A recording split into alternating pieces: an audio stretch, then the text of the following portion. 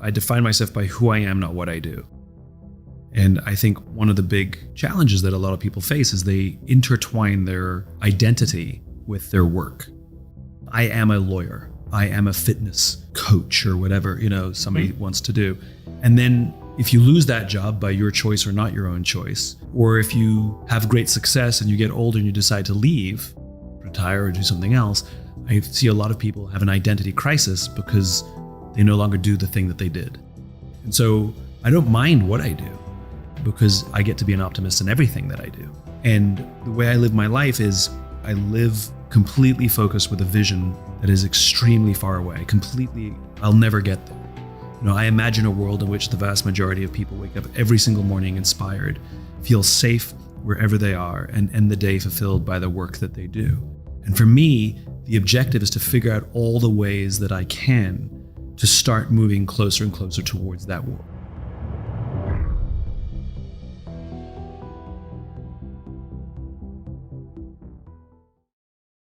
I never, ever imagined that I would be an author. I was never one of those people who thought I had a book in them, And after every book I've written, I've said, okay, that's probably my last one. And I said that after the first one. But here I am, an author, because the opportunity showed up that I thought, oh, this is a good way to move towards that vision, right? Then people would invite me to speak about my ideas. And I thought, okay, never, ever wanted to be a public speaker. I actually am more of a behind the scenes person. I've never desired to be on the front of a proscenium. But when the opportunities presented themselves, I thought, well, this is a very good way for me to spread this message and to spread this vision. And so when you ask me, what do? I do anything that I need to do to advance towards that vision. I like testing things in real life. Many of my ideas are from real life scenarios where it's not like practice. Okay, it's ready for the real world now. There have been more than one occasion where I've walked out on stage and go, okay, they brought me in to talk about this, but I'm having some new ideas. Are you guys okay if I try talking about this? It might completely fail. Just wanted to get some, and like people, especially you pick your audiences, you pick a room full of entrepreneurs, they're fine with it. And then I would try new things. I think what makes it work is very often when we do these things, we show up with a selfish disposition, right? I hope they like me. I hope they like my work. I hope they buy my book. I hope they go to my website. I hope they follow me on social media. And we act that way. People can tell. And so I've learned early to show up with a giver's mentality. I don't care if they like me. I don't care if they buy a book. I don't care if they follow me on social media or not.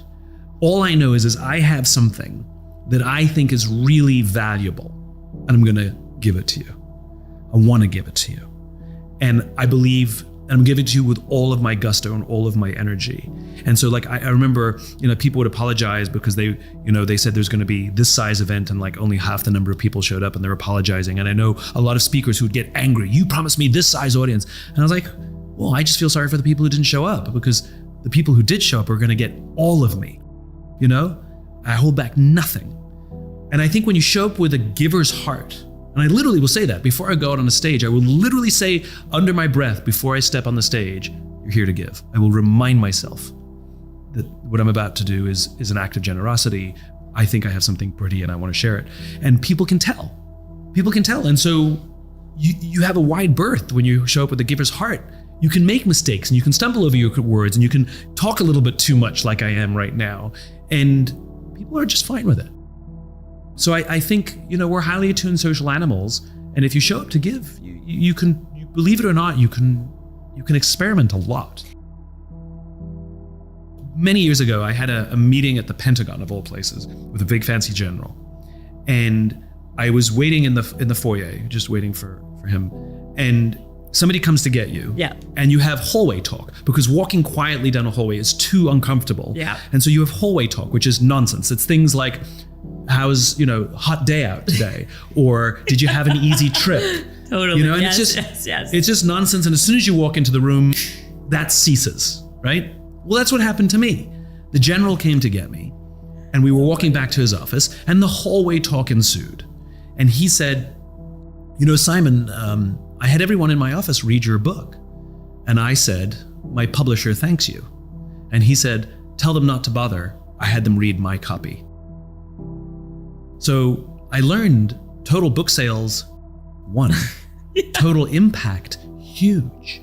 Yeah. Versus I go to an event and they give away 500 free copies of my book, but they use them as, coasters and doorstops. Total book sales, 500, total impact, 0. And so I had to learn that it's not always easy to measure the impact that we have in the short term.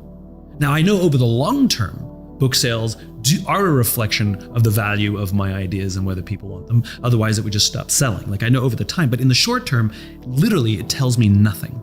And I think too many of us confuse that the short-term impacts that we're having are producing long-term value, or conversely, having no short-term impact means we're having no value. And so I treat it like exercise. I know that the process matters. So for example, you can't go to the gym for 9 hours and get into shape. It literally doesn't work, right? No matter how much effort you put in.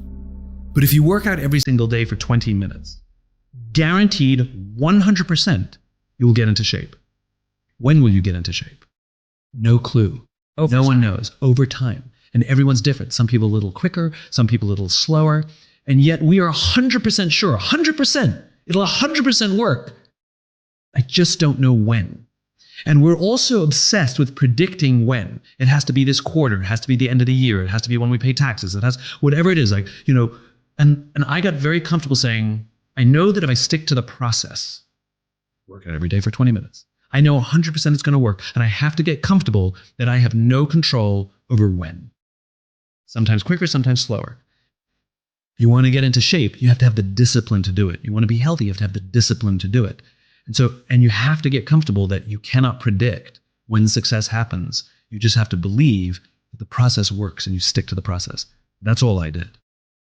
And we have to remember that there's nothing for free. There's nothing in this world that comes for free.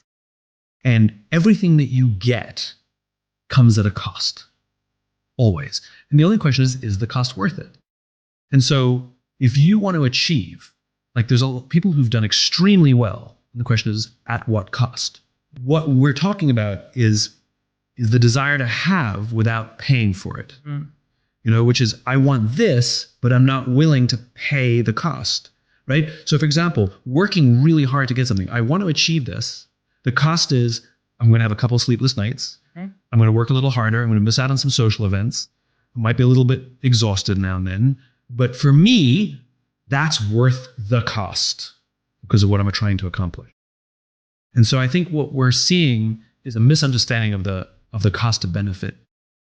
And by the way, it's not for us to say whether the cost that was worth it to us is worth it to other people. Right. It may not be, right? And that's not for us to decide. I think where we do get to interject is if you want to have something like what we've done, but you aren't willing to pay any cost and make any sacrifice, that's a complicated scenario, right?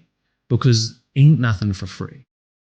But it's not for us to determine what someone's ambitions should be either. Like if somebody is totally fine, here, right? And whatever here is defined as, it doesn't matter. It could be financial, it could be anything, whatever it is, right? If somebody's fine here and they don't work a lot of hours, right? And this is fine. And for them, this is very happy.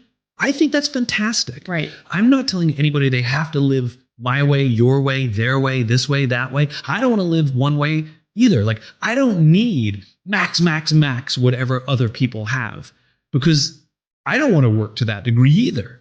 Like I accept that there's some degree of things that I can achieve because I'm just not willing to do the work. Absolutely. I'm okay with that. A friend of mine who was a senior executive at a big company, a mom, she had kids. She told me very early on when I was, she was like my work mom, like I was entry level and she took me under her wing. She was a partner at the company. And I don't remember how the conversation came up, but I remember her telling me, she goes, any woman who decides to want a career and to be a mother, to be a working mother, has to get used to the idea that you're always going to disappoint someone. Mm-hmm. You just have to get used to it. You're either going to disappoint your company because you want to stay home with your kids, or you're going to disappoint your kids because you want to work late. Yep. Like you just have to get comfortable with the fact that you're always going to disappoint someone, or sometimes you disappoint yourself. Like, but the point is what she was, there was another way of saying there's a cost for the choices I've made. And by the way, you can always change those choices too. Right. Like that's also on the table. Like none of these things are, one and done. Right. Etched in stone. Etched in stone. Right. And I think that's one of the things that COVID did for a lot of us, which is we went back and reevaluated some of the choices we made and thought, ooh, I can recalibrate.